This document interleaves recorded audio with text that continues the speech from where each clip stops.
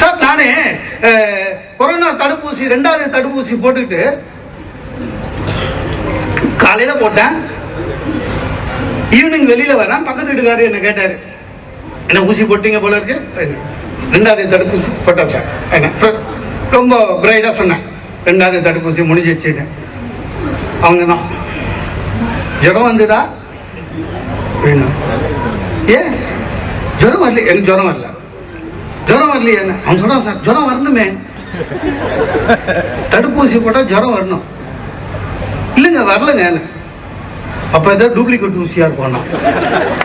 இப்போ வருதான் ஏதோ ஒண்ணு சார், பயந்துட்டாங்க. அது ரெஜிஸ்டர் போய் எல்லாம் போயிடுச்சு. ஜுரம் வரலன்னா அது டூப்ளிகேட் ஊசின்ட்டான். எனக்கு ஜுரம் வரல. நீங்க நம்புவீங்களா? ஃபர்ஸ்ட் டைம் வாழ்க்கையிலேயே ஜுரம் வரணும்னு சாமி கிட்ட வேண்டிக்கினேன். பயமா இருக்கு.